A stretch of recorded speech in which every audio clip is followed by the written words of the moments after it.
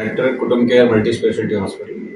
आज विश्व हृदय दिवस पे मैं आप सभी को आमंत्रित करता हूं कि हम बच्चों के हृदय के बारे में, चूंकि मैं बच्चों का डॉक्टर हूं, बच्चों के हृदय की मुख्य बीमारियां क्या क्या होती है उसके बारे में आप कुछ बताएंगे।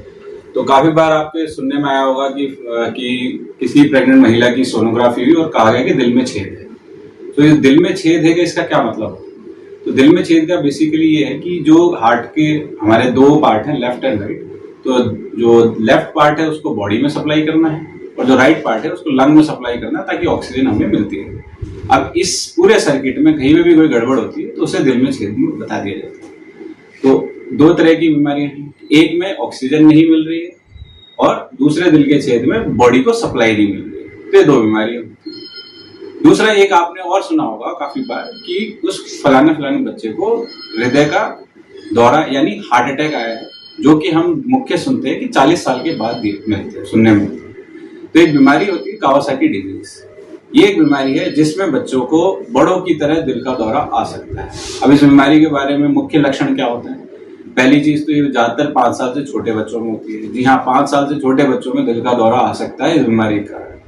दूसरा, इस बीमारी की दूसरा लक्षण है कि बुखार का होना 5 दिन से ज्यादा, प्लेटलेट 5 लाख से ऊपर हो जाती है और बच्चे पे लाल दाने आते हैं पूरे शरीर। तो ये 3-4 बीमारियां हैं जो मुख्य हृदय से संबंधित है। हमें कैसे पता चले कि बच्चे को हृदय की बीमारी हो सकती है या नहीं हो सकती? तो सबसे पहले आजकल हमारी सोनोग्राफी मशीन्स इतनी एडवांस हो गई हैं इस आधुनिक युग में कि हम ये 20 हफ्ते के जब बच्चा माँ के पेट के अंदर है तो लगभग 20 हफ्ते के प्रेगनेंसी पे हम ये पहले ही पता कर सकते हैं कि उसको हृदय से संबंधित कोई बीमारी है या नहीं है। चलिए मानते हैं कि जो उस टाइम पे हमने सोनोग्राफी नहीं हुई, मिस हो गया किसी तरीके से, बच्चा पैदा हो गया। अब पैदा होने के बाद या तो बच्चा नीला पड़े तो हमें पता चलेगा कि हृदय से संबंधित बीमारी के बच्चा दूध पीते पीते पीते एकदम से नीला पड़ जाए, तो ये एक हृदय की बीमारी के लक्षण हो सकते हैं। दूसरा, या बच्चा वजन गेन ना करे, दिन प्रतिदिन महीने प्रति महीना अगर बच्चे का वजन नहीं बढ़ रहा है माँ के दूध पे, तो हम हार्ट की बीमारी के लक्षण हो सकते हैं और उस चीज को देखा जाए। इन बच्चों में और चीजें ये देखी गई है कि इन बच्चों को निमोनिया बहुत ज्यादा होता है। निमोनिया क्या होता है? निमोनिया लंग्स का इन्फेक्शन को निमोनिया कहा जाता है, जो इन बच्चों में बार बार देखा जाता है और ये बार बार उस कारण से भर्ती भी होती है। सर, ये एक बात ये बताइए कि जैसे मान लो कि किसी गरीब बच्चे के ये हार्ट अटैक की बीमारी हो जाती है और वो इलाज करवाने में सक्षम नहीं हो पाता है, तो उसके लिए सरकार ने कोई ऐसा कोई उपाय कर रखा है या किसी हॉस्पिटल को चिन्हित कर रखा है? तो उसके लिए थोड़ा सा सुझाव बताएंगे। जी बिल्कुल।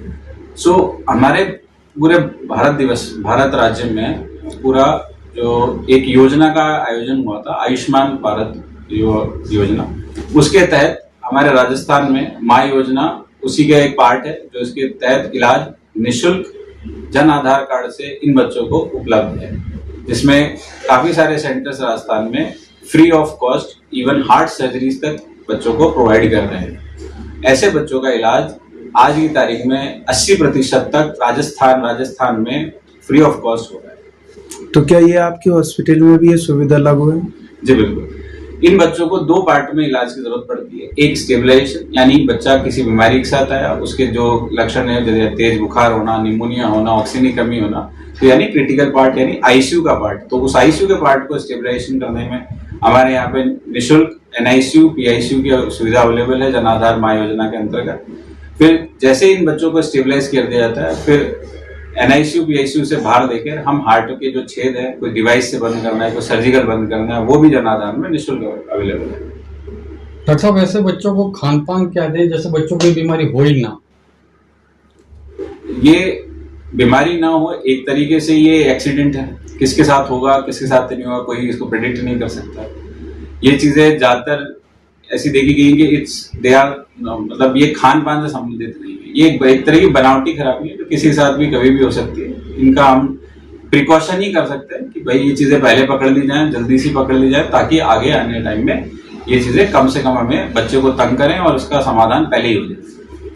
Thank you. नाम आपका सर? मैं डॉक्टर आवेश सैनी, मेडिकल डायरेक्टर कुटुंब care multi speciality hospital, Mansarovar.